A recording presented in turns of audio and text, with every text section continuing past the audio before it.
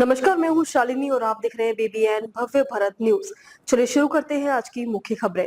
VSR ventures के plane ने ली थी पिता की जान। उसी कंपनी के चॉपर में मुंबई से पुणे गए पार्थ पवार। महाराष्ट्र में विवाद। महाराष्ट्र के पूर्व उप मुख्यमंत्री अजीत पवार के बड़े बेटे और राज्यसभा सांसद पार्थ मुंबई से पुणे तक वीएसआर वेंचर्स द्वारा संचालित एक विमान से यात्रा की। यह वही एविएशन कंपनी है जो इस साल 28 जनवरी को हुए उस जानलेवा विमान हादसे के लिए जिम्मेदार थी जिसमें उनके पिता की जान चली गई थी। पूर्व उप मुख्यमंत्री स्वर्गीय अजीत पवार के पुत्र एनसीपी सांसद पार्थ पवार की वीएसआर वेंचर्स की निजी जेट से पुणे यात्रा के बाद एक बड़ा विवाद खड़ा हो गया। ये विवाद इसलिए उपजा है क्योंकि वीएसआर वेंचर्स वही चार्टर कंपनी है जो 28 जनवरी को हुए उस दुखद विमान हादसे में शामिल थी जिसमें उनके पिता उप मुख्यमंत्री अजीत पवार की जान चली गई थी। पार्थ पवार की वीएसआर वेंचर्स की जेट में यात्रा उनके चचेरे भाई और एनसीपी एसपी विधायक रोहित पवार की निजी जेट कंपनी पर गंभीर आरोप लगाने और सुरक्षा नियमों के गंभीर उल्लंघन को उजागर करने के कुछ घंटों बाद हुई।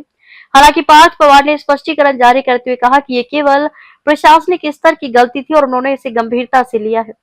पार्थ पवार ने कहा कि वह संबंधित उड़ान बुक करने वाले एजेंट के साथ हुए समझौते को तुरंत रद्द कर रहे हैं।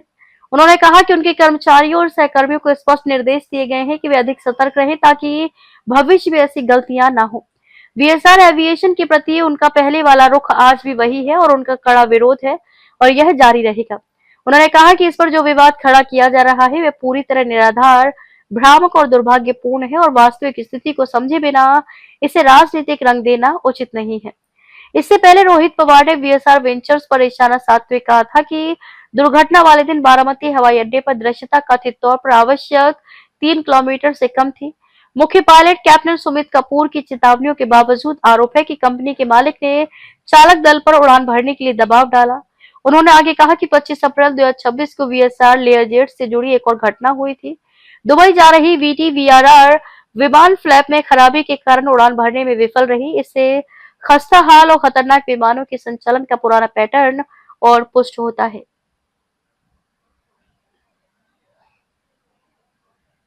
तो अभी तक के लिए इतना ही। मैं शालिनी आपसे विदा लेती हूँ। अगली खबर में फिर मुलाकात होगी एक और खास खबर के साथ। तब तक के लिए बने रहिए बीबीएन भव्य भारत न्यूज के साथ। नमस्कार।